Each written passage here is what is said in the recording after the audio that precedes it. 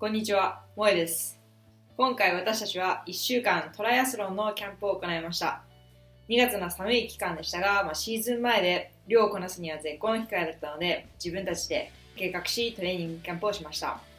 ドイツではトライアスロンのトレーニングキャンプのビジネスっていうのは結構盛んで、お金を払えば1週間どっかの島でキャンプで、トレーナー付きでトレーニングキャンプはできるんですが、私たちはそんなお金はないので、なるべくお金をかけずに自由度の高いトレーニングキャンプを目指し、自分たちで計画しトレーニングキャンプをしてきました。期間は2月26日から3月3日までの9日間。この頃のドイツは、気温は1桁台はもちろんなんですが、だいたい5度以下で結構寒く、バイク練習は基本インドア。ランも、日が短いので朝も暗いし夕方も暗いしなので、真っ暗な中走って結構、トレーニングのモチベーションとしては下がり気味の時期でした。で、場所を選ぶにあたって、いろんな場所を考慮したんですが、場所はスペインのテネリフェ島というカナリア諸島の中の一つの島にしました。他の候補は、マヨルカ島っていう、島もあったんですけど、そこもトライアスロンのキャンプ地で有名なんですが、この2月の下旬だとマヨルカ島だと若干寒いぐらい、ちょっと若干寒くて、外で乗るにはあまり心地よくないかなと思って我々はテネリファ島にしました。で、結果、平均気温が21度で、朝も17度から始まって、結構かなり暖かく、外でのバイクはもちろん快適に走ることができました。デュッセルドルフからテネリフェ島までは飛行機で4時間半でした。ここも私たちは格安航空チケットを手配しましたが、それでも1人15キロの預け荷物、そして10キロまでのリュックサックを持ち込むことができたので、1週間のトレーニングキャンプをするにあたっては十分な量の荷物を持ち込むことができました。で、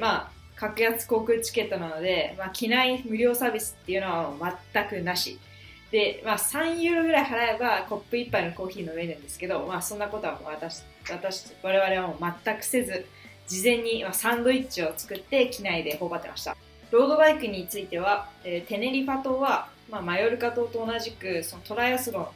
そしてロードバイクのトレーニングにとても有名な場所なので、現地で、たくさんレンタルショップがあるんですね。なので、現地で手配した方が安いし、手間もかからないし、自分たちのバイクのリスクを極限に減らせるので、現地で手配することにしました。私たちも結構いいところを見つけられて、1日17ユーロ、だいたい日本円で言うと2000円ちょいぐらいなんですが、2000円ちょいで、シマノの105の、ディスクブレーキのカーボンフレームっていう、結構いいバイクを借りることができました。我々持ってるのよりも、我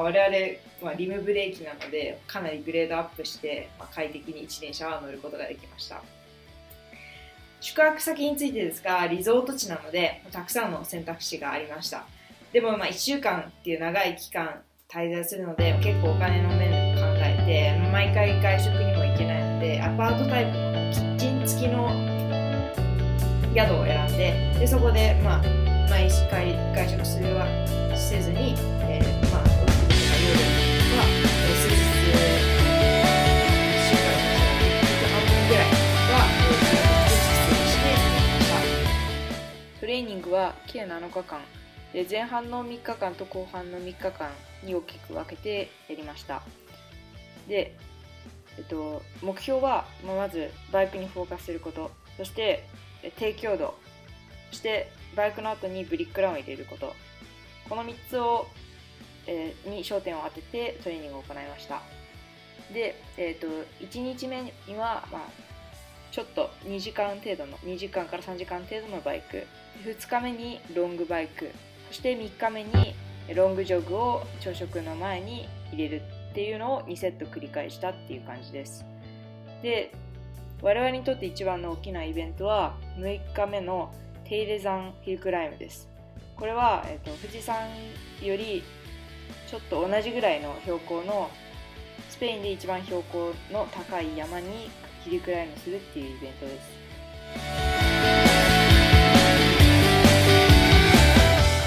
はい、ここからは吹き替え方式で解説していきます。1日は58キロ、まあ余裕でしたね。まあチーズケーキを食べて、2日目82キロ、4時間、結構長めでした。この日はまあなんかいろいろ言ってますが、雨が降っていて、結構きつかったです。頂上について雨が降って寒かったので、結構体温を奪われて大変なライブでした。夜ご飯はこのコロンビア料理を食べました。もちろん完食です。はい、4日目36キロ2時間、これも結構軽めに行きました。この日は天気が良くて、結構良いライブでした。次59キロ3時間、これは結構長かったですね。手入れ山の練習ってことで結構長めにライブ取り入れて、バナナ畑を見ながらバナナバーを食べたり食べてますね。美味しそうですね。結構お腹空いてました。景色も良かったです。はい、やってきました。手入れ山95キロ5時間、3時間ぐらい登ってましたね。この時結構絶望してました。もうこの時もかなり絶望。もうあと何時間登るんだっていう、本当に辛かった。またバナナバーを食べてます。アンドレアスは余裕そう。いや本当に辛かったです。結局3時間半ぐらいずーっと登りっぱなしで、休憩もできないので泊まるしかないんですけど、平地がないので泊まるしかないんですけど、泊まっても別に進むわけでもないから、ひたすら漕ぐしかないって感じで、かなりメンタル的に鍛えられたライドでした。グーとか言ってるけど全然グーじゃなかったわ。こうやってアンドレアスは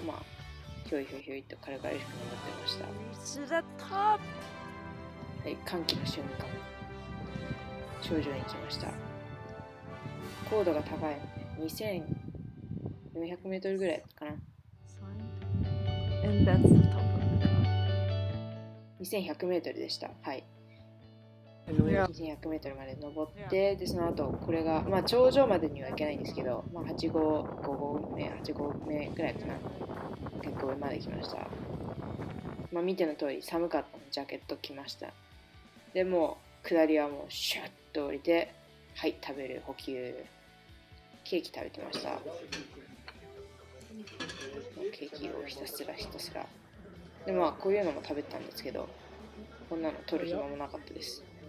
そして私は人の狙って食べる、はい、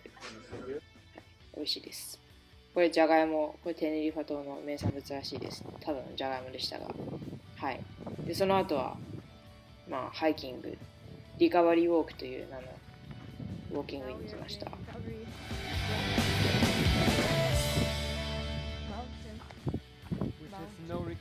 はい、文句やってますね。はい、最終日はですね、日が出る前からランニングに出かけ、1時間40分程度のロングジョグに朝食前に行ってきました。景色が綺麗でね、この日の出を見ながら何もない草原、岩場みたいなところをひたすらに走って、水平線を眺めながら、結構いい景色でした。